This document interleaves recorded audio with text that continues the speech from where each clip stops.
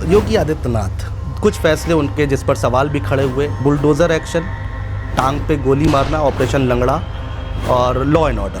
Bulldozer को लेके हम लोगों ने थोड़ा उसको ज़रूर से ज़्यादा वो सेंसेशनलाइज कर दिया। अगर बड़ी इमारत गिरानी है तो आप बता दो हाथ से गिरेगी, कैसे गिराएंगे? छेनी से गिरा। भारतीय जनता पार्टी आरएसएस दोनों को अगर अलग कर ले, भाजपा जो है वो संघ के ही गर्भ में पलकर बड़ी। पीडीएफ फॉर्मूला हिट हो गया या फिर भारतीय जनता पार्टी के अंदर कोई लूप होल दिखा? भारतीय जनता पार्टी के लोग अगर बड़ी मेजॉरिटी पा जाएंगे तो ये लोग संविधान के साथ छेड़छाड़ कर, दलितों को लगा कि भाई आरक्षण बचाना है तो बीजेपी को सबक सिखाओ, लेकिन योगी और मोदी ने हमारी सुनी नहीं। सर बीएसपी में क्या चल रहा है सर, जरा दर्शकों को समझाइए, बड़ा कंफ्यूज, या तो बीएसपी कंफ्यूज है या तो दर्शक कंफ्यूज है। मायावती जी के राजनीतिक नेतृत्व में बसपा में प्रति वर्ष, प्रति माह, प्रति पखवाड़ा, प्रति सप्ताह, प्रतिदिन गिरावट आई है, चाहे 2 वोट की आई हो चाहे 2 लाख वोट की आई। कभी ऐसा नहीं हुआ, नो।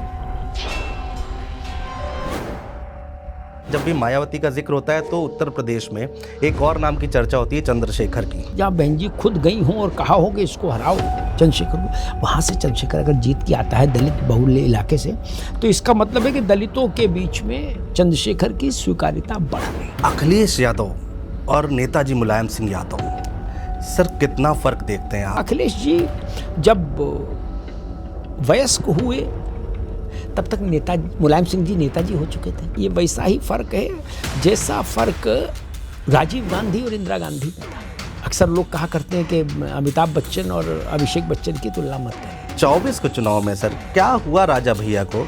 उनका कोई औपचारिक अलायंस न भाजपा से था ना सपा से था। इतने वोट कैसे मिल सकते हैं किसी को? तो शेषन साहब ने कहा दोबारा चुनाव वोट कराओ, दोबारा कराए तो और 10 वोट ज़्यादा पाए रघुराजपुरा। क्या अतीक अहमद ने शायद आपको मिलने के लिए बुलाया था?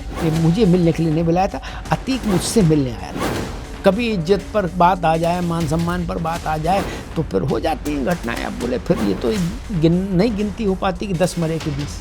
अतीक अहमद उत्तर प्रदेश के एक मुख्यमंत्री की सभा में चढ़े मंच पर, उनके साथ उनका कुत्ता था, उन्होंने एक उसका वो उठाया पैर और मुख्यमंत्री के हाथ में दे दिया, हाथ मिलाया मुख्यमंत्री ने। योगी आदित्यनाथ तब सांसद थे केवल, और मुख्तार अंसारी के क्षेत्र में गए थे तो उनकी गाड़ी को घेर लिया गया। योगी आदित्यनाथ और मुख्तार अंसारी के बीच में काफ़ी तनाव पैदा हो गया। ऐसा था ही नहीं। जेल में गए तो बोले भाई मछली ताज़ी होनी चाहिए, तो तालाब खुदवा दिया जेल में, मछली वहीं पैदा होंगी। मुख्तार का दरबार लगता था और जब तक दरबार चल रहा है तब तक उधर से जेलर भी नहीं गुजर सकता सामने से। अटल जी के साथ कोई किस्सा आपको याद है?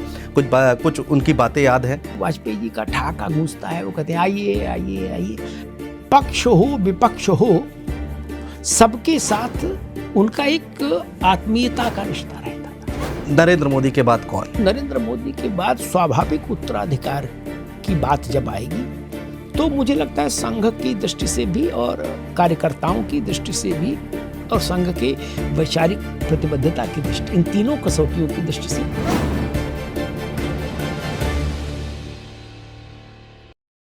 नमस्कार दोस्तों, आज हमारा पॉडकास्ट बेहद अहम होने जा रहा है। आज हमारे साथ देश की जानी मानी हस्तियों में उनका नाम शुमार है और देश के बड़े पत्रकारों में आज भी उनकी गिनती होती है। उनका नाम है अमिताभ अग्निहोत्री जी।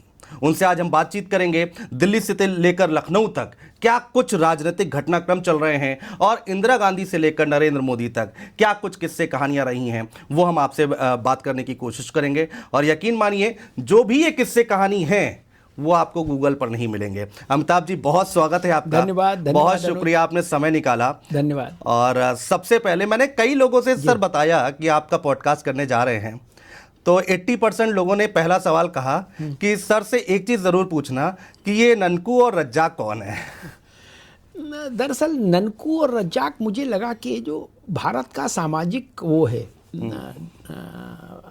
ढांचा है, उसके ये 2 प्रतिनिधि चेहरे हैं, ननकू और रज्जाक। विशुद्ध आम आदमी जिसके पास ना सत्ता का संरक्षण है, ना सिस्टम का संरक्षण है, जो बिल्कुल निपट अकेला है और अपने जीवन के लिए रोज संघर्ष करता है। वही ननकू है, वही रज्जाक है। इसलिए मुझे लगा ये दो पात्र में क्रिएट करूं जी। अच्छा, ये दो नाम हैं सहज रूप में, तो ये स्वाभाविक है हर शहर में होंगे ये नाम। ऐसा हो नहीं सकता कि होना ननकू हर शहर में होगा, और कई लगभग हिंदुस्तान के हिंदी भाषी इलाके के हर गांव में ननकू होगा, हर गांव में रज्जाक होगा। बिल्कुल। तो इसलिए ये विशुद्ध भारतीय चेहरे हैं जिनकी दुख तकलीफ समस्याएं आकांक्षाएं अपेक्षाएं देखकर हम देश के दुख तकलीफ अपेक्षाएं आकांक्षाएं चुनौतियों का अंदाज लगा सकते हैं। बड़ा फेमस हो गए ये दोनों नाम। जी हाँ। और शायद इसलिए भी कि ये आप किसी भी गांव में चले जाइए, कोई बड़े मेट्रो सिटी में नहीं, लेकिन हाँ जो ज़मीन से जुड़े हैं वहाँ पर ज़रूर ये नाम आपको मिल जाएंगे और बहुत फेमस हुए हैं। सर हम आएंगे, आपकी ज़िंदगी पर भी आएंगे, लेकिन सबसे पहले यूपी की राजनीति आज की डेट में कहाँ खड़ी है? बहुत करीब से आपने देखा है नेताजी मुलायम सिंह यादव, मायावती, कांशीराम, अखिलेश यादव, आज की डेट में कौन कहाँ खड़ा है? देखिए, मुझे लगता है कि उत्तर प्रदेश की राजनीति में प्लेयर दो हैं। अच्छा। एक बीजेपी और एक समाजवादी पार्टी। इसको व्यक्तियों में कहें आप पर्सोनिफाई करना चाहें तो अखिलेश यादव और योगी आदित्यनाथ। और दो लोग संतुलन करता है, दो पार्टियां जी। कांग्रेस और बीजेपी जी। यानी कांग्रेस और बीएसपी।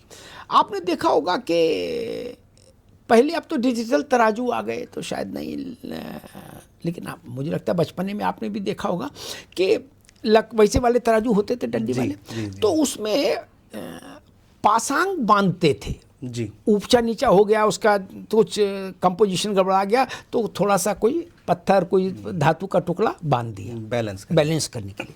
तो वो बैलेंसिंग फैक्टर हो सकते हैं, पासांग हो सकते हैं की भूमिका में कांग्रेस और बहन जी की पार्टी। लेकिन युद्ध दो ही के बीच में है। टेक्निकली उत्तर प्रदेश की राजनीति बाइपोलर नहीं है। टेक्निकली तो चार पार्टियां हैं मुख्य रूप से ही, फिर कुछ छोटी पार्टियां भी हैं, 3-4-5। राजभर की पार्टी है, निषाद की पार्टी है, अनुप्रिया की पार्टी है, जयंत की पार्टी है, 4 तो यही हो गए। लेकिन प्रैक्टिकली बाइपोलर ही हो रही है। अच्छा जी। व्यावहारिक तौर पर देखिएगा तो एक और समाजवादी और एक और बीजेपी, और बाकी छोटे दलों को भी इन्हीं के इर्द गिर्द खड़ा होना पड़ता है। बीएसपी को छोड़ दें तो बाकी सारे छोटे दल या तो कुछ सपा के साथ होते हैं, कुछ भाजपा के साथ होते हैं। बिल्कुल। जैसे राजभर, निषाद और अपना दल, ये तीनों इस वक्त भाजपा के साथ हैं। 22 के इलेक्शन में इनमें से अनुप्रिया को छोड़कर दोनों दल अखिलेश के साथ, जयंत की पार्टी भी अखिलेश के साथ थे। जी। तो मुझे लगता है दो चेहरों के बीच में उत्तर प्रदेश की राजनीति सिमट रही है। अखिलेश यादव और नेताजी मुलायम सिंह यादव, सर कितना फ़र्क देखते हैं आप तो व्यक्तिगत तौर पर मिले हैं मुलायम सिंह जी से, नेताजी से। उनकी सोच, उनकी राजनीति करने का स्टाइल क्या अखिलेश यादव के अंदर आ पाया है, या फिर 2024 के बाद कुछ बदलाव देखने को मिल रहा है आपको? कि ये प्रश्न थोड़ा सा मुझे लगता है कि बहुत बेहतर इसलिए नहीं है क्योंकि हर पीढ़ी में अपने अपने लक्षण होते हैं, अपनी अपनी शैली होती है हर पीढ़ी की।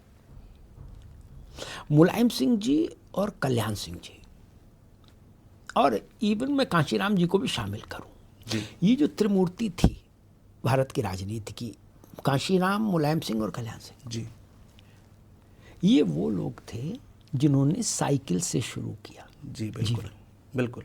पाँव पाँव पाँव पाँव। इनके पास उत्तराधिकार में कुछ भी नहीं था क्या? तब ये लोग बटवृक्ष हो गए। ये बड़ी बात है। ऐसी उपलब्धियां बहुत कम लोग हासिल कर पाते हैं कि एक पीढ़ी में आप बटवृक्ष हो जाएं। ठीक बात है। जैसे धीरूभाई अंबानी जब आए, उदाहरण एक दिमाग में आ गया तो उसको रखता हूँ सामने, राजनीति का नहीं है, वो अर्थ जगत का है। जैसे धीरूभाई अंबानी जब भारत में उनका उदय हुआ और उन्होंने अपने मृत्यु तक अपने को एक आइकॉनिक फिगर के रूप में भारत के अर्थ जगत में स्थापित कर दिया, जिसकी दुनिया भर में एक पहचान थी, धीरूभाई, रिलायंस। ऐसा भारत में बहुत कम लोग कर पाए। वरना टाटा, बिरला, डालमिया सबको पीढ़ियां लगी बिल्कुल सर। बड़ा होने में। वैसे ही राजनीति में मैं कहता हूँ, मुलायम सिंह, कल्याण सिंह और कांशीराम। मुलायम सिंह जी जमीन से जुड़े, मतलब धरती पुत्र तो एक कहने की बात है, लेकिन उनकी जो शैली थी उसमें एक ये बात शामिल थी कि भाई जो अपने लोग हैं वो रूठे नहीं, वो छूटे नहीं। जो एक बार नाव में चढ़ जाए वो जाए नहीं, फिर चलता रहे और नए लोग जुड़ते रहे। एक तो भाव मुलायम सिंह जी में वो था। दूसरा मुलायम सिंह जी में ये था कि वो लोगों को बांध कर रखना जानते थे। बांध कर मतलब पॉजिटिव सेंस में कह रहा हूं, जोड़ कर रखना जानते थे। और तीसरी बड़ी बात ये थी कि उनके पास जोखिम लेने की सलाहियत और क्षमता बड़ी थी। उन्होंने कई अपने जीवन में ऐसे प्रयोग किए जो बहुत जोखिम भरे प्रयोग थे। उसमें अयोध्या भी एक प्रसंग है ना, जब गोली चलवा दी उन्होंने। उसमें कल्याण सिंह को अपने साथ ले लेना, ये भी एक प्रसंग है। मुलायम सिंह अपने साथ कल्याण सिंह को ले ले, सोचिए। ठीक बात है। मतलब वो ऐसे प्रयोग करना जानते थे।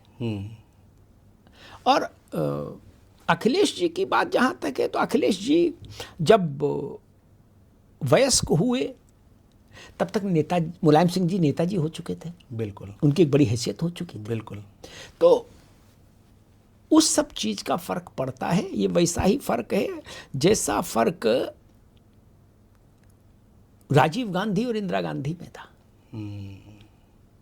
ठीक है ना? बिल्कुल। हाँ, क्योंकि राजीव गांधी जब वयस्क हुए तो इंदिरा जी, और उससे पहले भी उनके नाना तो बड़े थे ही, पंडित जी। बिल्कुल। तो वो एक दबाव रहता है, और तुलना वैसे नहीं करनी चाहिए कभी भी एक पीढ़ी से दूसरी पीढ़ी की।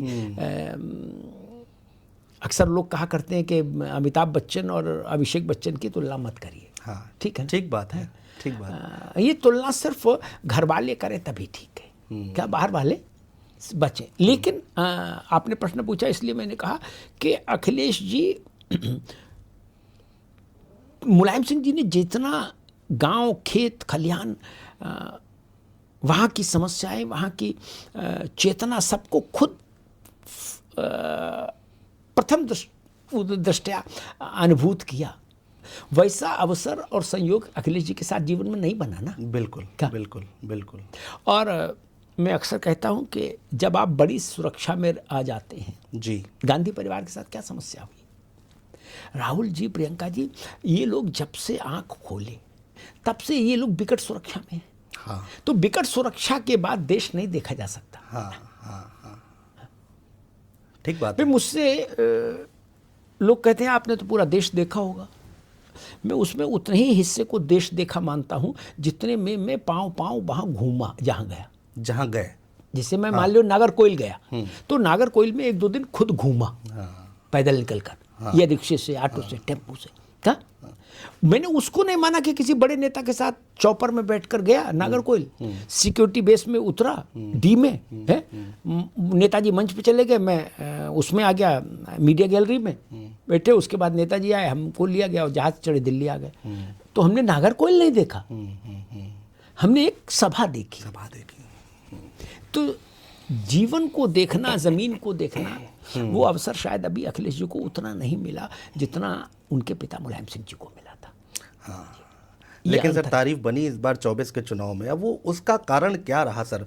पीडीएफ फॉर्मूला हिट हो गया या फिर भारतीय जनता पार्टी के अंदर कोई लूप होल दिखा? कि उसकी समीक्षा भाजपा करेगी, वो विषय भाजपा का है कि क्या रहा। लेकिन मुझे जो समझ में आता है एक पत्रकार के नाते, उसमें 2-3 चीज़ें लगती हैं जी। एक तो ये समझ में आता है कि भाई दलित के मन में ये बात बैठ गई लोकसभा के चुनाव में कि भारतीय जनता पार्टी के लोग अगर बड़ी मेजॉरिटी पा जाएंगे तो ये लोग संविधान के साथ छेड़छाड़ कर सकते हैं। हाँ। और ये इशू इतना है, मैं कई बार कहता हूँ, अपने डिबेट शोज में भी कहता हूँ कि आरक्षण का आप जो है ना, पूरा आरक्षण नहीं, आरक्षण का केवल यही अति प्रज्वलनशील है, जैसे नहीं उस पर टैंकर पे लिखा होता है अति प्रज्वलनशील पदार्थ, कृपया सावधान रहें। वैसे आरक्षण से ज्यादा प्रज्वलनशील कोई चीज है ही नहीं भारत की राजनीति में। तो सर ये तो सबसे बड़ा मुद्दा हो गया। और जब वो गांव में ये बात पेनिट्रेट की धीरे से जाकर कि अगर जीत जाएंगे तो फिर, तो उसने दलित को लामबंद कर दिया। अच्छा, दलित क्या देख रहा था कि भाई कौन लड़ रहा है, तो स्वाभाविक है फिर उत्तर प्रदेश में तो सपा ही लड़ती दिख रही थी। और फिर दलित को ये भी लगा कि सपा के साथ कांग्रेस भी है। बोले फिर यही है। तो फिर मायावती की पार्टी नेपथ्य में चली गई और सारा फोकस आ गया 2024 के लोकसभा चुनाव में अखिलेश यादव की पार्टी को 54% जाटव वोट मिला। बताइए, जिस जाति से मायावती आती हैं 54% जाटव वोट मिला। भूतो न भविष्य तो मतलब इससे पहले कभी नहीं मिला था मुलायम सिंह से लेके आज तक, क्योंकि उत्तर प्रदेश की राजनीति में सपा और दलितों के रिश्ते कभी अच्छे नहीं रहे। वो ऐतिहासिक कारण है। मायावती जी का गेस्ट हाउस कांड मुलायम सिंह जी की सरकार में हुआ। बिल्कुल बिल्कुल, जिसमें मायावती की जान जाते जाते बची। प्रमोशन में आरक्षण का मसले के बिल को सपा ने फाड़ दिया लोकसभा में। तो इनका रिश्ता कभी अच्छा नहीं रहा। लेकिन दलितों को लगा कि भाई आरक्षण बचाना है तो बीजेपी को सबक सिखाओ, ये मुझे लग रहा है। और दूसरा मुझे लग रहा है कि ऐसा मेरा मानना है, होता नहीं होता ये तो ईश्वर जाने, लेकिन मुझे लगता है कि अगर भाजपा ने जिन उम्मीदवारों को लड़ाया उनमें जो पुराने उसके एमपी थे जिनको रिपीट किया उसने चुनाव में उतार कर, उसमें से अगर 1/3 को वो रिप्लेस कर देती नए कैंडिडेट से, तो परिणाम बदल जाता। मतलब अब यहाँ वो विषय, ये मंच वैसा नहीं है कि वहाँ हम एक एक नाम पर चर्चा करें, लेकिन मैं ऐसे बहुत सारे नाम गिना सकता हूँ कि वहाँ वो व्यक्ति था। तो जनता को क्या लगता है, कई बार उसको लगता है कि भाई हम भाजपा के साथ हैं, लेकिन इस व्यक्ति से सहमत नहीं है जो एमपी है। ठीक, हम मोदी के साथ हैं, हम योगी के साथ हैं, लेकिन योगी और मोदी ने हमारी सुनी नहीं। वो फिर इसी व्यक्ति को टिकट लेके भेज दिए। तो बोले भाई इसको तो नहीं जिताएंगे। बहुत सारे एमपी जैसे थे जहां ये संकट पैदा हुआ। अयोध्या में लल्लू सिंह भी उसका एक उदाहरण है। उनका तो बयान भी काफी अगर वहां आपने टिकट बदल दिया होता, नए व्यक्ति को उतार दिया होता, तो एंटी इनकम्बेंसी न्यूट्रलाइज हो जाती, आप जीत जाते हैं। ये प्रयोग भाजपा को करना चाहिए था। मुझे लगा ये दो चीजें। और जब विपक्ष आप भाजपा का कहना है कि भाई विपक्ष ने हमारे खिलाफ प्रचार किया, तो मैं कहता हूँ जब वो प्रचार कर रहे थे तो आप लूडो खेल रहे थे। तो आपने उस प्रचार का काट क्यों नहीं किया? ठीक बात है भाई, जिस गांव में जाकर वो कहे आए कि ये भाजपा वाले संविधान खत्म कर देंगे, उसी गांव में आपको जाके कहना चाहिए था कि हम कसम खा के कहते नहीं करेंगे। ठीक बात है। आप नहीं गए होंगे। तो जो उन्होंने सुना उस पर यकीन किया और परिणाम आ गया। और जब भाजपा ने इस चीज को दुरुस्त किया बाद में, क्योंकि झटका लगा, तो उत्तर प्रदेश में जो बाई इलेक्शन हुए 10 जी, उसमें रिजल्ट भाजपा ने 8 और 2 का कर दिया। भाजपा नीचे जाकर समझा पाई कि ऐसा नहीं करेंगे। और फिर उसका परिणाम आपने देखा कि जब भाजपा ने अपनी गलतियों को सुधारा और पूरी ताकत से लड़ी, तो उसने कुंदरकी जैसी सीट जीत ली। ठीक बात, जिसको जीतने की कोई संभावना दूर तक कहीं नहीं थी। समाजवादी पार्टी के लिए तो वो एक ऐतिहासिक झटका है, बहुत बड़ा झटका है कि जहाँ 70% मुसलमान वोट हो, वहाँ सपा हारी नहीं, जमानत जब्त हो जाए। छोटी बात नहीं, 1.25 लाख वोट से ज़्यादा से जीत जाए विधानसभा भाजपा। तो मुझे लगता है कि चुनाव में सारा खेल परसेप्शन का है। जी। परसेप्शन अगर आपके खिलाफ बन गया और आपने उसको सुधारा नहीं, तो बहुत मुश्किल है, फिर बड़ी कठिन है डगर पनघट की। भाई सर, बीएसपी में क्या चल रहा है सर, जरा दर्शकों को समझाइए। बड़ा कंफ्यूज, या तो बीएसपी कंफ्यूज है या तो दर्शक कंफ्यूज है कि आकाश आनंद को लेकर जाते हैं आ जाते हैं। मायावती अब उस तरीके से नहीं राजनीति कर रही है जैसे उनका देखा गया था 2007 के समय में, उससे पहले। क्या चल क्या रहा है बीएसपी में? कि मायावती जी, मैं वैसा मानता हूँ कि बसपा में जो कुछ राजनीतिक पूंजी आई जी, उस पूंजी का सृजन मायावती जी ने तो किया नहीं। बात कड़वी है लेकिन सच है। चूंकि मैंने कांशीराम जी को भी एक पत्रकार के नाते बहुत करीब से देखा, इसलिए मैं ये कह सकता हूँ, जी। बाकी लोग शायद नहीं कह पाएंगे। वेल्थ क्रिएटर कौन था? कांशीराम, बिल्कुल। Political wealth. बिल्कुल। कांशीराम जी शायद 2006 में दिवंगत हुए और 7 में सरकार आई। बिल्कुल। ठीक, बिल्कुल। अपने बहुमत की, मायावती बिल्कुल। की, है ना, पहली और आखिरी पूर्ण बहुमत की सरकार आई। वही और उससे पहले वो जो मुख्यमंत्री बनी जोड़ तोड़ वाले इंजीनियरिंग से बीजेपी के साथ, तो वो कांशीराम का कौशल था, मायावती का नहीं। क्या? ठीक बात है। और मायावती तब आई आखिरी बार जब कांशीराम लगभग सरकार आने की सारी रणनीति बना चुके थे, फिर ऊपर गए, क्योंकि 6 में तो उनकी मृत्यु हुई, 7 में तो सरकार ही आ गई। ठीक बात है। तो वो वैसे ही है कि सारा घर बना के हम चले गए हैं, आपने घर आके खोला, तो घर आपने बनाया ऐसा नहीं हो सकता, हम बना के गए थे। मायावती जी जब इंडिविजुअली बसपा को हेड करने लगी कांशीराम जी के बाद, उसके उस दौर को अगर हम देखेंगे और आज तक, तो हम पाएंगे कि मायावती जी के राजनीतिक नेतृत्व में बसपा में प्रति वर्ष, प्रति माह, प्रति पखवाड़ा, प्रति सप्ताह, प्रतिदिन गिरावट आई है, चाहे 2 वोट की आई हो, चाहे 2 लाख वोट की आई हो, आती गई है प्रतिदिन। मतलब वो ट्रेंड बदला ही नहीं। कभी ऐसा नहीं हुआ, नो, ग्राफ नीचे गया। कभी ऐसे ऐसे हो, बात समझ में आती है कि सियासत है, कभी ऊंट नाव पर, कभी नाव ऊंट पर नहीं। बसपा तो लगातार क्षरण का शिकार हुई। इसका मतलब है कि मायावती जी शायद पार्टी का वैसा नेतृत्व नहीं कर पा रही जो पार्टी को चाहिए। इससे एक अर्थ तो यही निकलता है। अब कुछ लोग कहते हैं, खासतौर पर कांग्रेस और समाजवादी पार्टी के लोग कहते हैं कि बहन जी भाजपा के साथ अपना एक समीकरण बना के रखती हैं, वो भयभीत हो जाती हैं। ऐसी बातें बहुत होती हैं, तमाम तरीके की बातें आती हैं। लेकिन ये सच है कि मायावती जी सड़क पर उतरकर संघर्ष करना नहीं चाहती।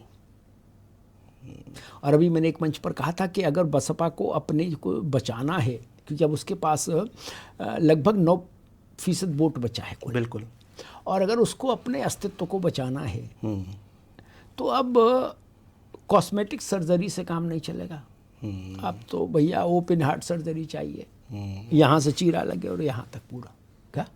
बिल्कुल। केवल मायावती अगर सड़क पर उतरेंगी संघर्ष करने तो बसपा में कुछ जुम्बिश हो सकती है, जाना सकता। अदरवाइज वो आकाश चलें, उनके पिताजी चलें, आनंद जी, कोई करे, उससे कोई बहुत फर्क नहीं पड़ता। लोग ये भी पूछते लोग हैं केवल मायावती का चेहरा जानते हैं। अगर मायावती आज सड़क पर निकल जाए तो हलचल होगी, बाकी किसी से नहीं। लोग ये भी कहते हैं कि भाई अब मायावती के बाद कौन, कोई चेहरा ही नहीं है सर। स्वाभाविक है, स्वाभाविक है। मायावती अगर नहीं निकलेंगी और वो चाहेंगी कि हम चुनाव से 3 महीने पहले निकलें और ऐसे ऐसे करके जीत लें, वो दौर बीत गया, वो दौर चला गया। सर, जब भी मायावती का जिक्र होता है तो उत्तर प्रदेश में एक और नाम की चर्चा होती है, चंद्रशेखर की। जी सर, कैसे देखते हैं आप चंद्रशेखर को? ये चंद्रशेखर को मायावती होने में तो बहुत समय लगेगा जी। मतलब मायावती इस वक्त देश के जो दलित नेतृत्व है उसमें सबसे बड़ा चेहरा है, इसमें कोई शक नहीं। उसके बाद उनके पास वोट भले कम हो, और देश भर में, मतलब हर राज्य में बीएसपी के पास अपना कार्यकर्ता है, वोटर है। बिल्कुल। 2 हो या 2000 हो। उत्तर प्रदेश जैसे बड़े राज्य की कई बार मुख्यमंत्री रही मायावती। लेकिन चंद्रशेखर ने उस दलितों के, उस वर्ग के मन को जरूर छुआ है जो वर्ग बसपा के शिथिल हो जाने से निराश था जी, जो चाहता था कि बसपा सड़क पर दिखे, आंदोलन करे, उसमें जिजीविषा दिखे।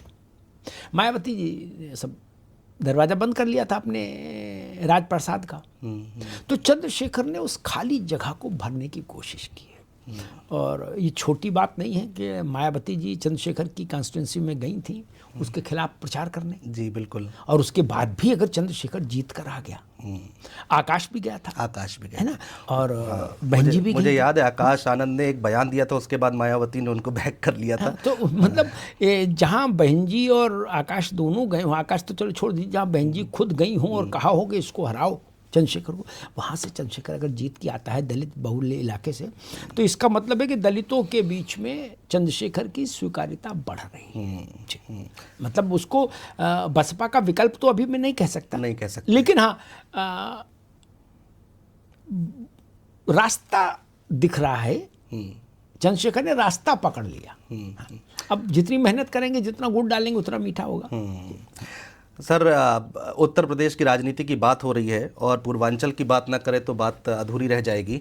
मैं जानता हूं कि आप बहुत अच्छे से जानते हैं राजा भैया जी को। जी। 24 के चुनाव में सर क्या हुआ राजा भैया को, समझ में नहीं आया लोगों को, और उन्होंने वहां पर सरोज साहब के बेटे उनका सपोर्ट कर दिया ले जाकर, उनके लोगों ने काफ़ी प्रचार प्रसार किया। तो राजा भैया का क्या गणित बैठता है सर? नहीं, देखिए, अब रघुराज प्रताप के उनका कोई औपचारिक अलायंस तो ना भाजपा से था ना सपा से था। नहीं था।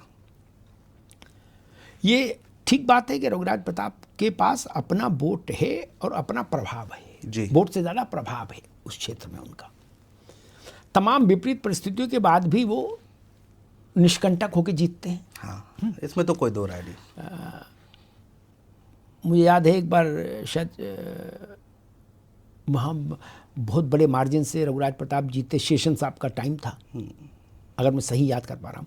तो वहाँ ये हुआ कि भाई ये इतने वोट कैसे मिल सकते हैं किसी को, तो शेषन साहब ने कहा दोबारा चुनाव वोट कराओ। दोबारा कराए तो और 10 वोट ज़्यादा पाए रघुराज प्रताप ने। तो उनके साथ अपना एक रिश्ता उस इलाके से उनका है और पीढ़ियों से। और मुझे लगता है कि भारतीय जनता पार्टी के साथ रिश्ता ठीक रखने की इच्छा और ऐसा संकेत रघुराज प्रताप ने 24 के चुनाव, लोकसभा चुनाव से पहले कई बार दिया। इनके राज्यसभा के चुनाव में वोट किया और बहुत सारे हर विषय पर। बिल्कुल। सदन में भी वो भाजपा की सरकार के पक्ष में खड़े रहे। अब ये जिम्मेदारी भाजपा की थी कि वो रघुराज प्रताप सिंह को साध के रखती, और जब नहीं रख पाए आप, तो स्वाभाविक है उनको लगा होगा कि भाई लोकल पॉलिटिक्स, स्थानीय राजनीति के स्तर पर ये समीकरण ठीक है, तो उन्होंने उस व्यक्ति के लिए समर्थन दे दिया। लेकिन मुझे लगता है कि रघुराज प्रताप भारतीय जनता पार्टी के जो मुद्दे हैं ना जी, उससे उनका मन मिलता है। बाकी तो स्थानीय राजनीति और अपने समीकरण अलग बात है, वो भी राजनेता हैं। लेकिन चाहे वो राम जन्मभूमि का मसला हो, चाहे वो हिंदुत्व का विषय हो, चाहे वो राष्ट्रवाद का विषय हो, उन सब से जो भाजपा की धारणा है वही रघुराज प्रताप की है। तो वहाँ मुझे एक रूपता दिखती है। अब अगर वैचारिक तौर पर आप एक दूसरे के कंफर्ट जोन में हैं, तो फिर ये भाजपा की जिम्मेदारी है बड़े भाई के नाते, बड़ी पार्टी के नाते, कि वो उनको संतुष्ट रखे और अपने साथ रखे पूरी तौर पर। और अगर ऐसा नहीं कर पाएंगे तो स्वाभाविक है वो राजनेता हैं, वो अपनी इच्छा से कुछ समीकरण तो फिर आदमी बनाता ही है कि भाई खाली तो रहेगा नहीं। जो नेता है वो खाली नहीं रहेगा, वो अपनी भूमिका कहीं ना कहीं या तो आपके साथ या आपके खिलाफ कहीं ना कहीं भूमिका तो करेगा। मुझे लगता है वैसे ही रहा रघुराज सिंह। बड़ा दबंगी के साथ चुनाव लड़ा उन्होंने, और जब बात नहीं बनी तो बड़ा एग्रेशन के साथ वो आगे बढ़े। अनुप्रिया पटेल का बयान आपको याद होगा। बहुत कुछ हुआ सर चुनाव में, देखने को मिला जो अमूमन बहुत कम देखने को मिलता है। तो ये सब भी देखा हम लोगों ने। नहीं, देखिए, वैसे बयान किसी को नहीं देना चाहिए, नहीं देना चाहिए, ठीक है ना। और लेकिन कई बार क्या होता है कि जो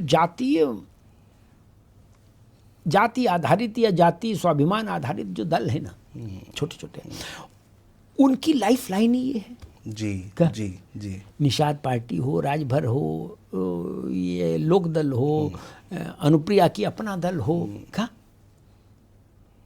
ये सब पार्टियां एक विशेष जाति के वोट पर, मतलब इनके अकाउंट में मूल एंट्री उसी की है। बाकी कहीं से थोड़ा बहुत इंटरेस्ट आ जाए तो अलग बात है, मूल वही है। क्या कि भाई वो जैन थे तो जाट, अनुप्रिया हैं तो पटेल, ओम प्रकाश राजभर की पार्टी में राजभर और निषाद संजय निषाद।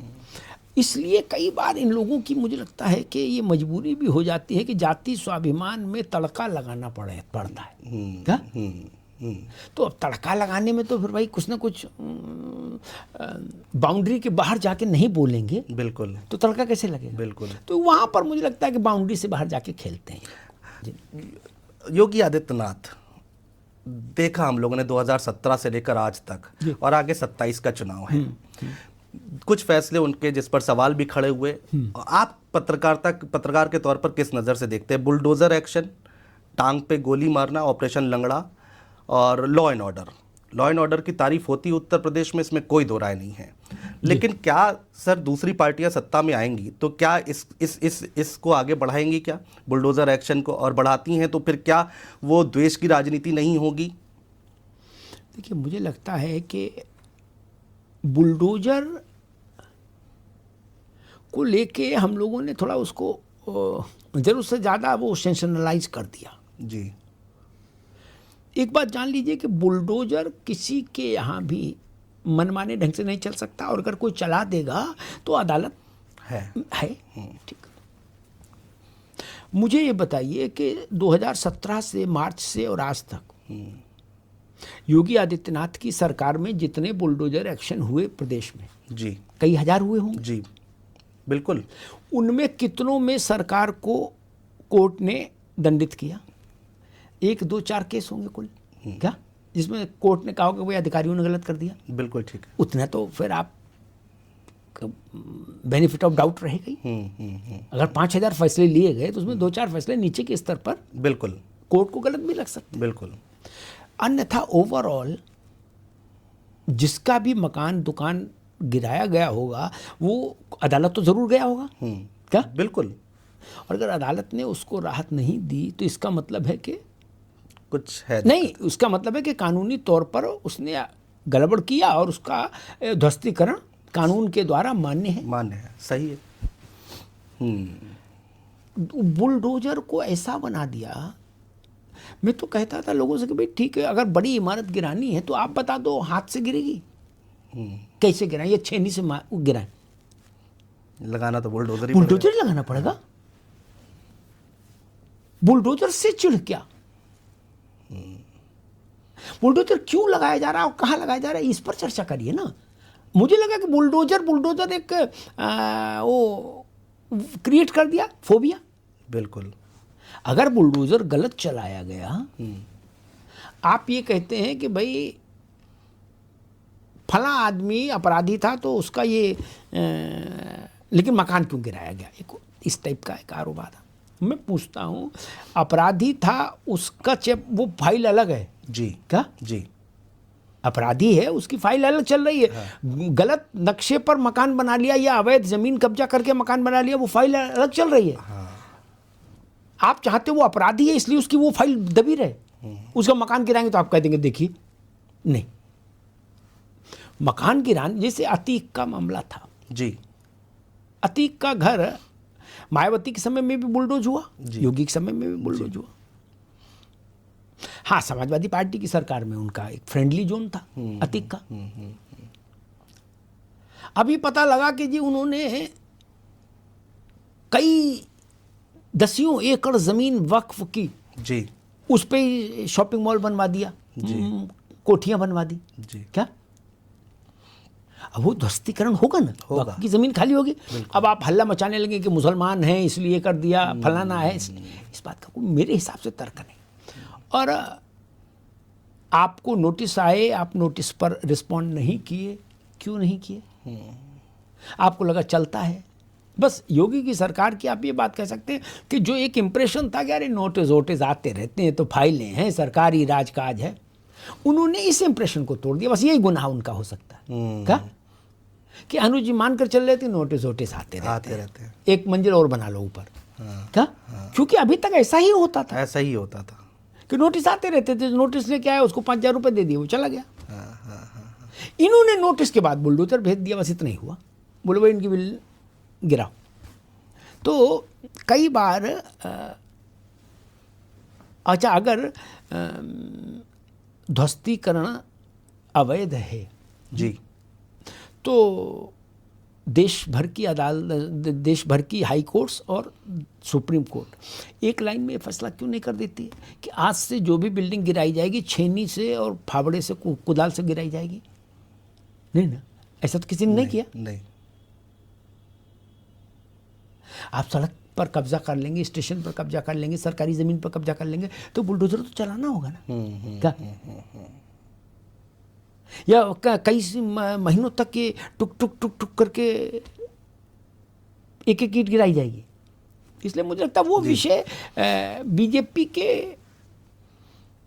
राजनीतिक तौर पर उस विषय ने बीजेपी को मजबूत ही किया, कमजोर नहीं किया। अतीक अहमद का आपने जिक्र किया सर, और एक अफवाह है लोगों के बीच में कि अतीक अहमद ने शायद आपको मिलने के लिए बुलाया था, ऐसा कुछ था क्या? नहीं, मुझे मिलने के लिए नहीं बुलाया था, अतीक मुझसे मिलने आया था। अच्छा। मैं समाचार प्लस चैनल में था, तो एक दिन संदेश आया कि भाई अतीक बात करना चाहते हैं। तो मैंने कहा, बात हुई अतीक से, तो उन्होंने कहा कि मैं आपसे मिलना चाहता हूँ। तो मैंने कहा भाई ठीक है, क्या करेंगे मिलके? बोले नहीं साहब, मिलना चाहते हैं। तो खैर बता दिया, पता दे दिया कि ये नोएडा में सेक्टर 63 में एच ब्लॉक में आ जाना हुआ।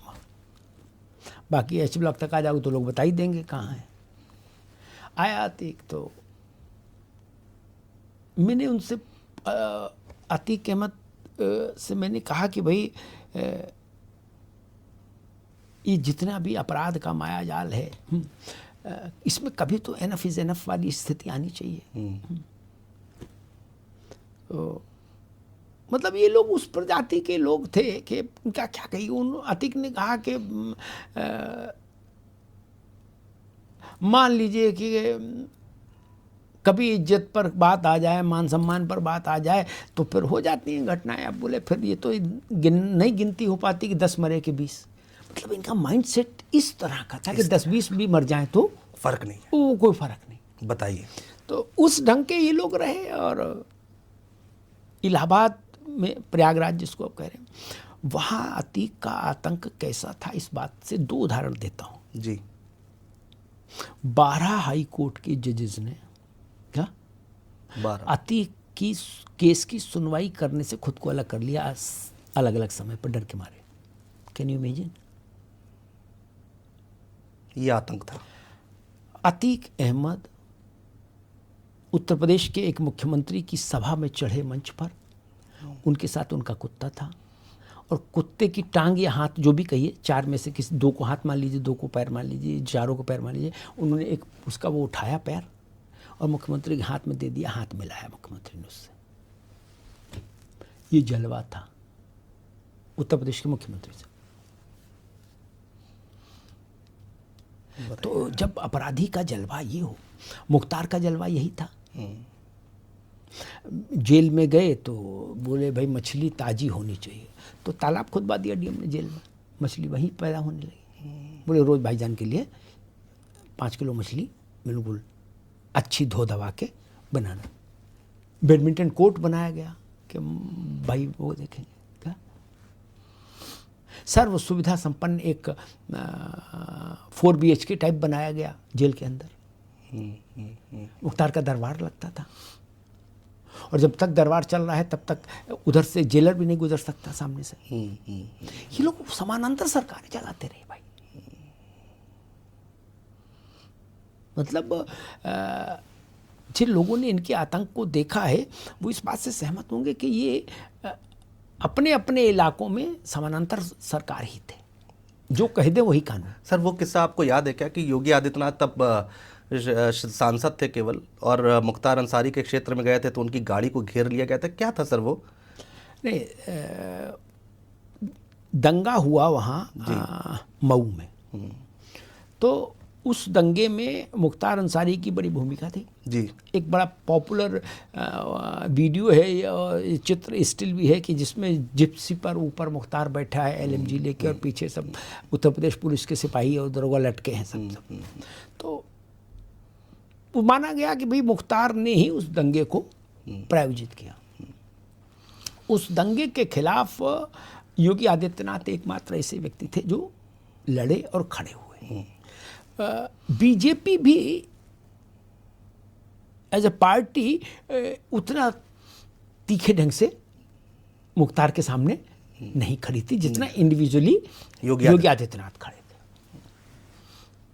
उससे योगी आदित्यनाथ और मुख्तार अंसारी के बीच में काफ़ी तनाव पैदा हो गया। मुख्तार अंसारी इस बात को समझ रहा था कि इस पूरे इलाके में पूर्वांचल के एक ही व्यक्ति है जो मेरे खिलाफ आमने सामने आकर खड़ा होने का साहस रखता है, दिखाता है। क्या बाकी जितने भी राजनेता थे उनमें से कोई भी ऐसा नहीं था किसी पार्टी का कि मुख्तार के सामने नहीं, ऐसा था ही नहीं कि जिधर मुख्तार ने कह दिया कि भाई इधर मत देखना तो सारे नेता काला चश्मा लगा लेते थे किसी पार्टी को, बोले मैं देखने नहीं। आप समझ रहे ना? तो या रस्मी तौर पर धरना प्रदर्शन कर देंगे लेकिन ज़्यादा डीप में नहीं जाएंगे डर के मारे। परिस्थितियाँ थी। योगी आदित्यनाथ ने उस चीज़ को बदला और पूर्वांचल में एक नए समानांतर राष्ट्रवादी धारा को उन्होंने पूर्वांचल में पुष्पित किया, पल्लवित किया और मजबूत किया और यहीं से उनकी ताकत बनती है। आपको याद होगा कि मुलायम सिंह की सरकार थी जी, तो ये जो इस वक्त वो हैं डॉक्टर हरिओम समाज कल्याण में हैं, क्या किसी IAS अधिकारी हैं जी, ये वहाँ तब डिस्ट्रिक्ट मजिस्ट्रेट थे वहाँ जी, हरिओम। तो मुलायम सिंह को लोगों ने समझा दिया कि योगी की गिरफ्तारी करा लीजिए तो मुसलमानों में मैसेज चला जाएगा कि आप मुसलमानों के साथ हैं। ये मऊ से लौट रहे थे योगी जी अपने काफिले के साथ।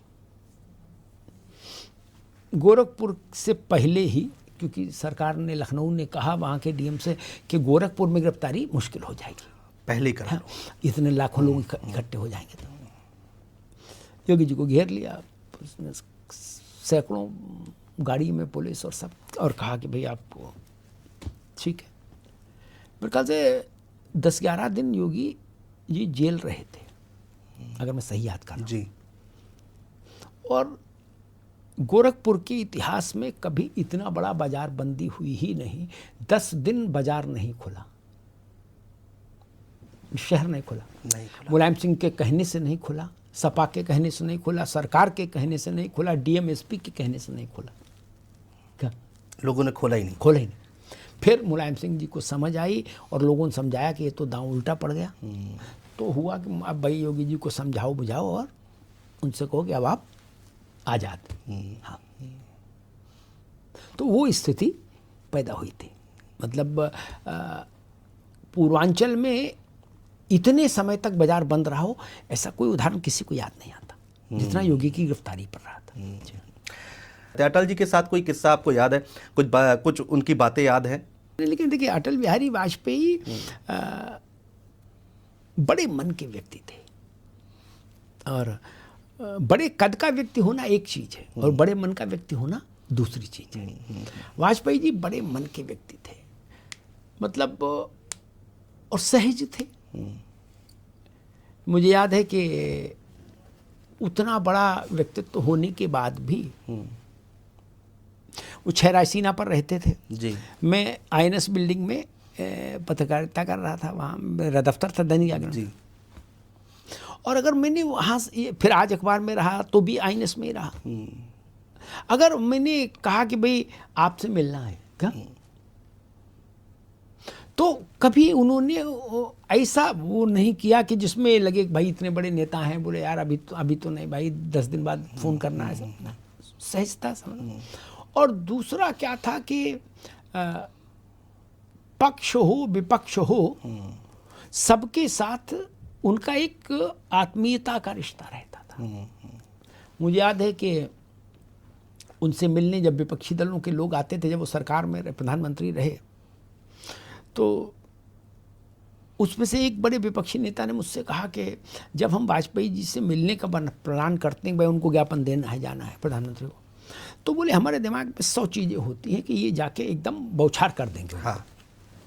बोले जब अंदर जाते हैं और वाजपेयी जी का ठहाका गूंजता है, वो कहते हैं आइए आइए आइए, तो बोले फिर उस वक्त हम लोग सब भूल जाते हैं। बोले बाहर निकल के आते तो फिर सब याद आ जाता है, लेकिन अंदर जब तक वाजपेयी। तो ये जो एक पूंजी है, ये व्यक्तित्व की पूंजी होती है। और मुझे लगता है कि जवाहरलाल नेहरू की छाया भी रही अटल बिहारी वाजपेयी पर। जी जी। और इसको वो भी स्वीकार करते थे कि उन पर जवाहरलाल जी का असर रहा।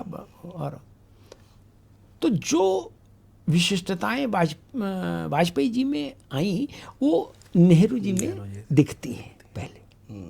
और शायद जब वो 57 में चुन कर आए वाजपेयी जी पहली बार, तब नेहरू जी थे देश प्रधानमंत्री थे देश के। तो उनके एक बड़ा वो है, प्रसिद्ध किस्सा है वाजपेयी जी का कि भाई वो जब विदेश मंत्री बने तो कॉरिडोर में जा रहे थे अपने ऑफिस की ओर, तो निगाह पड़ी तो उन्होंने अधिकारियों से कहा कि भाई यहाँ एक पंडित जी की फोटो लगी रहती थी पहले जवाहरलाल जी की, जी जी, वो कहाँ गई?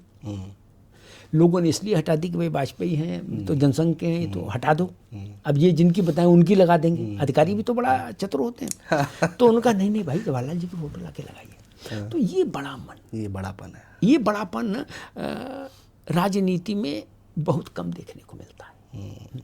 बिल्कुल। और बड़े कद के तो नेता हो रहे हैं, लेकिन बड़े मन के नहीं। आप सोचिए कि नरसिंह राव की सरकार ने संयुक्त राष्ट्र संघ में भारत का पक्ष रखने के लिए विपक्ष के नेता अटल बिहारी वाजपेयी को भेजा था।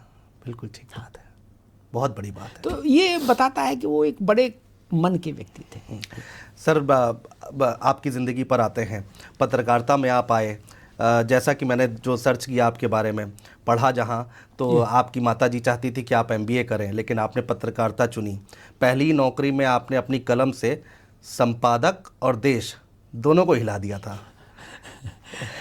आप देखिए वो जोश, आप क्योंकि उम्र बहुत कम रही होगी आपकी, लेकिन वो जोश क्या था, जज्बा क्या था पत्रकारिता का? देखिए, मैं सबसे बड़ी बात तो ये कि मैं कुछ नहीं तो पत्रकारिता ही सही, इस भाव से पत्रकारिता में नहीं आया। अच्छा। इससे लोग होते कि चलो कोई बस नहीं मिल रही तो जो मिल गई उसी में चढ़ लो, क्या कहीं तो पहुंचाएगी। ना ना, इससे भारत में एक बड़ी समस्या है। बोले यार चलो B.Ed कर लेते हैं, बोले LLB कर लेते हैं, कुछ नहीं, बोले पत्रकारिता कोर्स कर लेते हैं, क्या शादी भी ठीक हो जाएगी कम से कम, और कुछ नहीं। तो मैं पूरे होशो हवास में आया, और तब आया जब और अच्छे ऑप्शंस के योग्य में था। MBA में मेरा सिलेक्शन हो गया, तब मैं IIMC का इम्तहान देने आया छोड़कर। तो वो कमिटमेंट मेरे अंदर था कि नहीं, मुझे पत्रकारिता ही करनी है। ये जानता था कि पत्रकारिता करना कठिन है, संघर्ष है, इसमें चुनौतियां हैं, इसमें आर्थिक दृष्टिकोण से देखें तो तनख्वाहें अब तो तब भी अच्छी, तब तो बहुत ही कम थी, वो सब समस्याएं रहेंगी। लेकिन था कि नहीं भाई यही करना है, बस यही, कोई वैकल्पिक दृष्टि नहीं थी मेरी कि ये नहीं तो यही करना है। उस दृष्टि से मैं पत्रकारिता में आया। जो अयोध्या में हुआ सर, वो खबर निकाली कैसे आपने? आजकल के बच्चों को सुनना चाहिए कि पहले खबरें कैसे निकलती थी, और आज के दौर की पत्रकारिता की तो आपसे समझेंगे बाद में। अब तो खैर जो भी खबर है वो जो X पर आ गई वही खबर है, वही खबर उसके है। अलावा तो कहीं कोई खोजी पत्रकारिता नहीं दिखती। न नेता पत्रकार को बुला रहा, न पत्रकार वहाँ जाके समय दे रहा। आपने अयोध्या का जिक्र किया, बहुत पुरानी घटना हो गई। दिल्ली में एक कोर कमेटी टाइप का कह लीजिए, जिसमें अशोक सिंघल, अवैधनाथ, महंत अवैधनाथ, योगी आदित्यनाथ जी के गुरु, स्वामी चिन्मयानंद, स्वामी वामदेव, ये लोग थे। और उन लोगों ने एक बैठक की गुप्त, और उसमें एक मोटी मोटी राय बनी कि भाई कार सेवा के लिए एक तारीख तय कर ली जाए। फिर हुआ कि लेकिन उस तारीख का पब्लिक अनाउंसमेंट 10-15 दिन बाद दिल्ली में ही ब्रिटेनिया चौक है, क्या है वहाँ कुछ केशव करके क्या इलाका, केशवपुरम या कुछ भी, वहाँ एक मैदान में एक जनसभा वो थी, धर्म संसद जी। विश्व हिंदू परिषद की, उसके मंच पर इसका अनाउंसमेंट होगा। अच्छा, तब मैंने ये बात बताई भी है लोगों को कि भाई उस वक्त बीजेपी बहुत बड़े लोग कवर करते थे जी। मतलब उनके बीच में मैं बहुत बच्चा था जी। रामबहादुर राय जी थे, वो बीजेपी कवर कर रहे थे। बताइए। सोचिए, तो बाकी तो फिर 10 नाम लेने की ज़रूरत ही नहीं। उसमें मैं छोटा सा अपना एक बालक, कुछ ईश्वर की कृपा रही कि मुझे उस चीज़ की सुगबुगाहट लग गई, तो मैंने संपर्क साधा तो कहा गया कि भाई सबको शपथ दिलाई गई है कि कोई भी बाहर, और बोले यही 5 लोगों के बीच में तारीख तय हुई, इसलिए इसके बाहर अगर गई तो मान लिया जाएगा इन्हीं में कोई है। कुछ मेरा प्रारब्ध रहा होगा, मैंने जिद की कि नहीं भाई कुछ तो इशारा हो। तो खैर उस बैठक में शामिल एक सज्जन ने मुझे बुला लिया, बोले अच्छा आ जाओ, और उन्होंने खड़े खड़े मुझसे कहा 6 दिसंबर, और बोले पीछे वाले गेट से तुरंत निकल जाओ। क्या? और मैंने आके अपनी खबर लिख दी। आपने खबर पकड़ ली? 6 दिसंबर को निर्णायक कार सेवा होगी। जागरण में 8 कॉलम छप गई।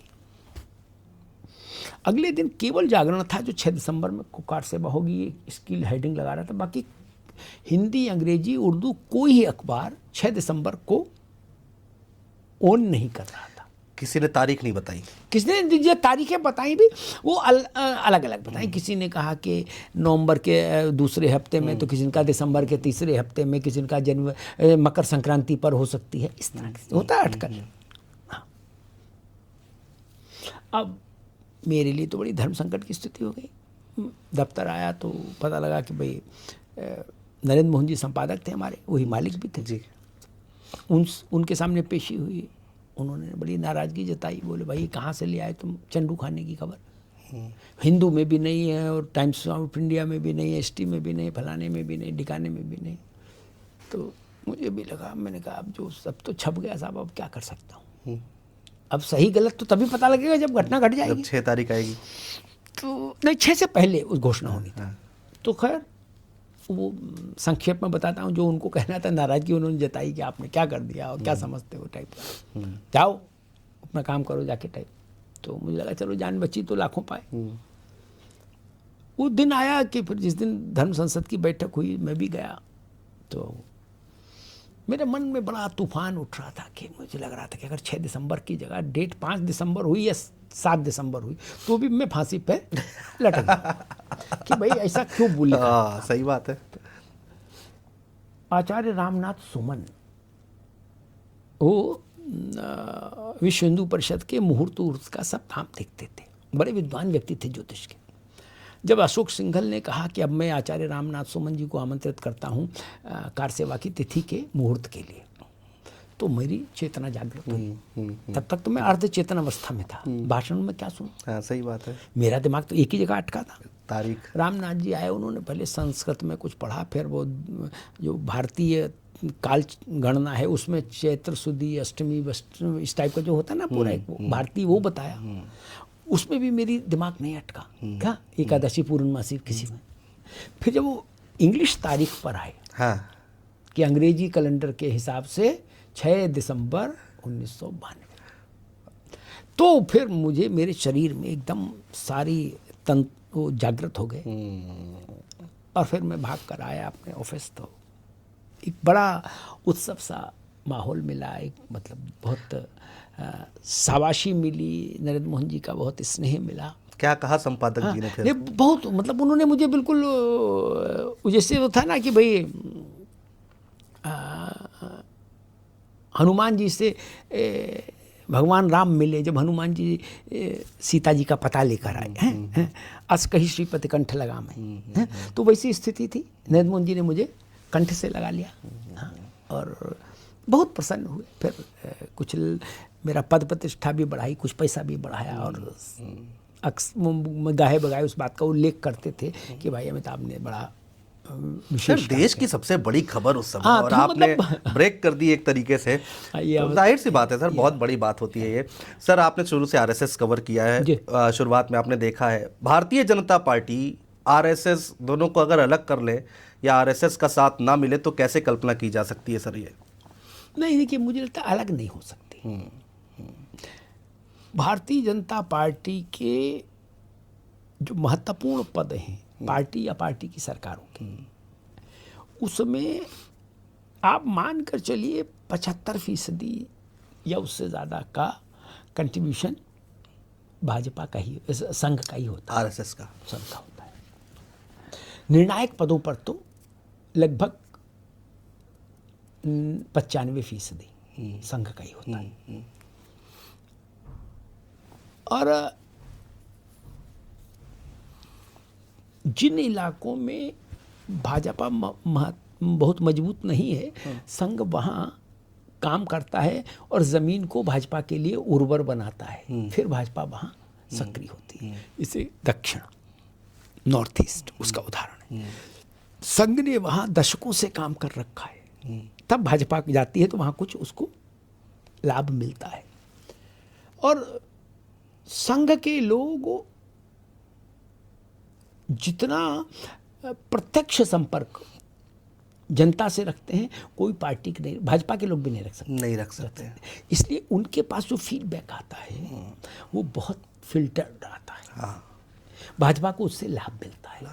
वो मजदूर संघ है, विद्यार्थी परिषद है, वनवासी कल्याण परिषद है, दुर्गा वाहिनी है, बजरंग दल है, इनके 36 संगठन हैं और कई हजार शाखाएं रोज लगती हैं।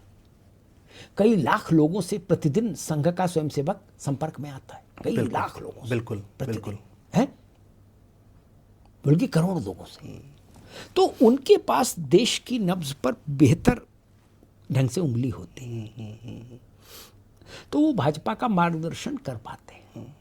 और जब जनसंघ बना, वो बहुत कम लोगों को शायद इस बात का स्मरण हो, जब जनसंघ बना तो कैसे बना। श्यामा प्रसाद मुखर्जी नेहरू जी की सरकार में मंत्री थे जी, उद्योग मंत्री जी। उन्होंने मतभेद हुआ तो इस्तीफा दे दिया। इस्तीफा देने के बाद श्यामा प्रसाद मुखर्जी ने ट्रेन पकड़ी और वो निकल लिए कहाँ, नागपुर। तब संघ के द्वितीय सरसंघ चालक माधव एमएस गोलवरकर, माधव सदाशिव गोलवरकर, वो संघ के प्रमुख थे उस वक्त। और संघ का कार्यालय तब ईंट का था, उसमें प्लास्टर नहीं था। वहाँ रहते थे गुरुजी। गुरुजी एक तरह से ऋषि टाइप का जीवन जीते थे, ऋषि जी। श्यामा प्रसाद जी पहुंचे उनके पास और उन्होंने अपनी योजना बताई कि भाई हम एक पार्टी बनाना चाहते हैं, मेरे पास विजन है लेकिन मेरे पास लोग नहीं। तो हम चाहते हैं कि संघ हमको सपोर्ट करे। गुरुजी ने कहा नहीं, हमारा कोई राजनीति से लेना देना नहीं, नमस्कार, चाय पियेंगे? नहीं, ठीक है चलिए। श्यामा प्रसाद बड़ा निराश हो गए। तो 48 घंटे के भीतर ही श्यामा गुरुजी को लगा कि नहीं, सुनना चाहिए, इसको देखना चाहिए क्या है, और अगर कोई ऐसा दल बनता है जो हमारी विचारधारा के करीब रहे तो कोई बहुत बुरी बात भी नहीं। ठीक है। उन्होंने बुलवाया श्यामा प्रसाद को, कहा भाई मुखर्जी, हम और तो कुछ नहीं करेंगे, हम 5 स्वयंसेवक तुमको देंगे। क्या 5? बोले पांडव हैं हमारे। अच्छा। इनको ले जाइए और ये पार्टी देखेंगे, चलाएंगे, बनाएंगे। चलिए।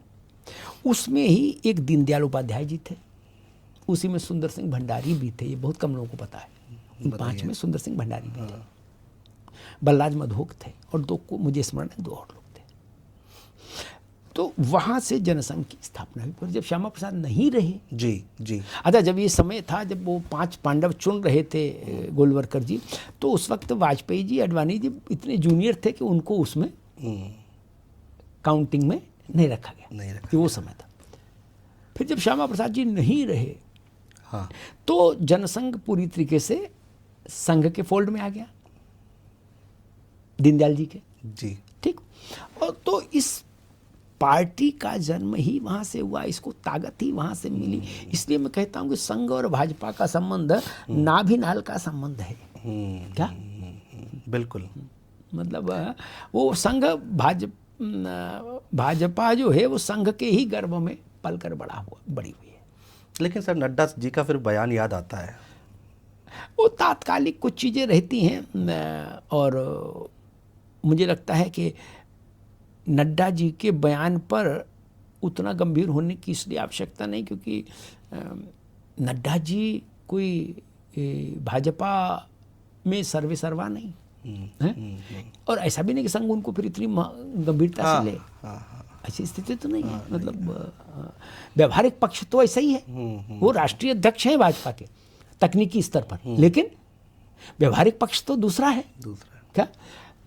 अभी आपने देखा होगा संघ के 100 वर्ष होने पर गुरुजी के स्मृति में जो वहाँ माधव नेत्र चिकित्सालय है उसका विस्तारीकरण और रिनोवेशन का जो कार्यक्रम हुआ, उसमें मोदी जी गए, बिल्कुल रेशम बाग गए, बिल्कुल संघ के कार्यालय गए, और उन्होंने विस्तार से संघ के साथ अपने रिश्तों को ओन किया।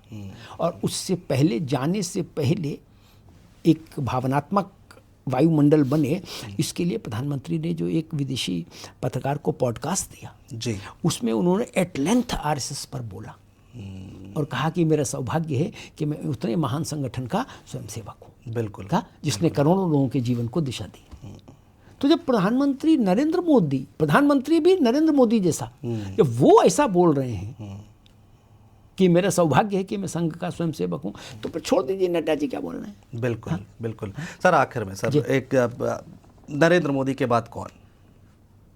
देखिए मुझे लगता है कि समय इसका उत्तर देगा कि मोदी जी के बाद कौन, जवाहरलाल जी के बाद कौन, ये भी विषय आता था। बिल्कुल ठीक है। किसी को नहीं पता था कि लाल बहादुर शास्त्री होंगे, लेकिन वो हुए। वो उतने बड़े नेता नहीं थे उस वक्त, समझिए। नेहरू जी के बाद बहुत बड़े बड़े नेता थे, उनकी बेटी ही थी, लेकिन ललाट पर तो शास्त्री जी के लिखा था। खैर थोड़े समय रहे, बट रहे। वैसे ही मैं कहूँगा इसमें नरेंद्र मोदी के बाद अगर कुछ बहुत अप्रत्याशित ना हो जाए, क्योंकि देखिए काल का आकलन कर पाना किसी के वश में नहीं कि कब परिस्थिति क्या बन जाए।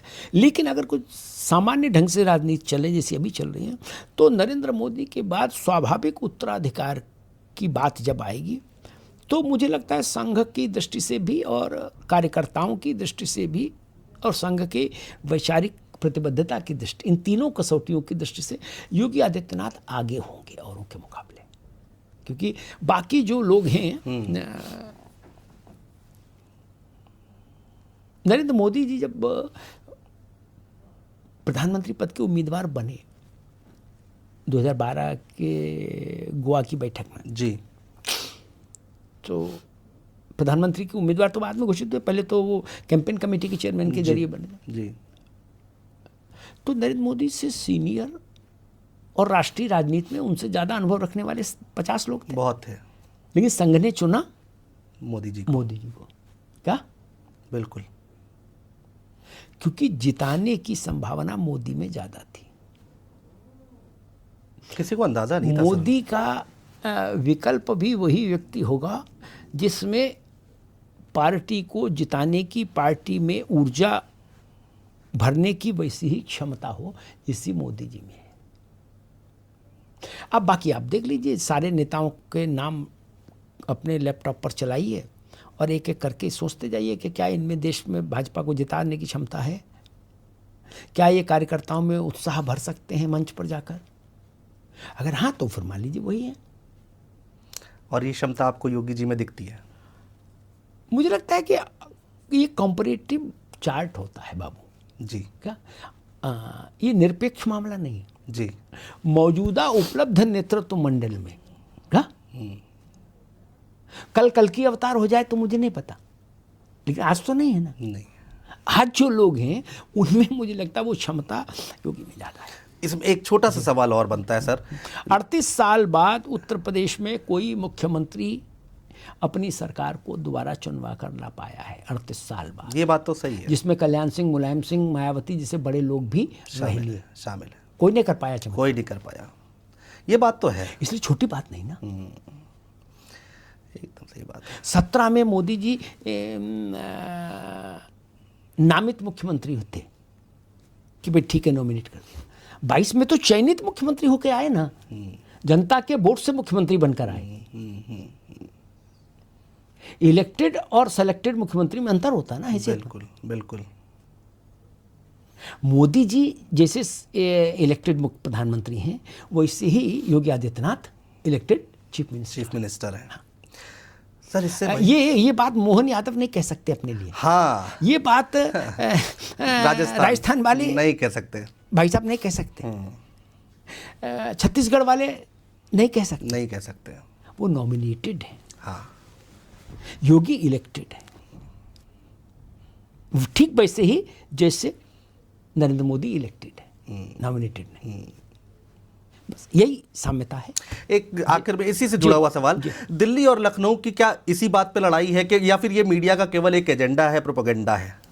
देखो, हम तो एक बात जानते हैं कि अभी अपने एक साक्षात्कार में योगी आदित्यनाथ ने बड़ी अच्छी बात कही थी। उनसे ये सवाल पूछा गया कि दिल्ली लखनऊ से दिल्ली नाराज है आदि, तो उन्होंने कहा कि भाई अगर दिल्ली हमसे नाराज होता या हमारे और दिल्ली के बीच में खटपट होती तो आप मुख्यमंत्री के रूप में मेरा इंटरव्यू थोड़ी ना कर रहे होते। भाजपा एक सिस्टम से चलने वाली पार्टी है जितना मैं जानता हूँ, और वहाँ लक्ष्मण रेखा का उल्लंघन कोई नहीं करता। जी। ना इधर वाले ना उधर वाले, और दोनों समझदार हो हैं, दिल्ली वाले भी और लखनऊ वाले भी, जान लीजिए। दोनों को लक्ष्मण रेखा पता है। जैसे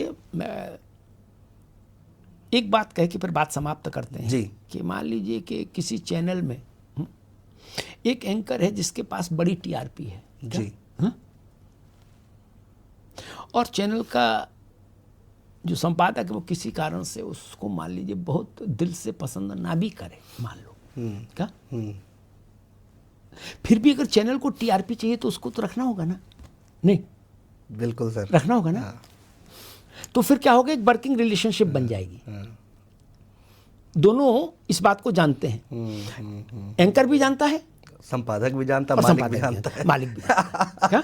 बहुत उदाहरण है यार ऐसे अभी। तो यही मैं भाजपा में देखता हूँ। वो समझदारी संघ के पास भी है, और इन सब तरह के मामलों में संघ की भूमिका बड़ी प्रभावशाली होती है। वो मध्यस्थता करता है, तो कोई भी पक्ष मर्यादा का उल्लंघन नहीं करता। बिल्कुल, ना इधर वाले ना उधर वाले।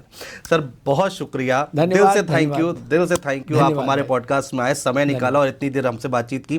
बहुत सारे पॉइंटर हैं जिन पर हमें बात करना था, कवर करना था, लेकिन ठीक है सर, आपने इतना समय दिया, बहुत शुक्रिया। बहुत धन्यवाद भाई।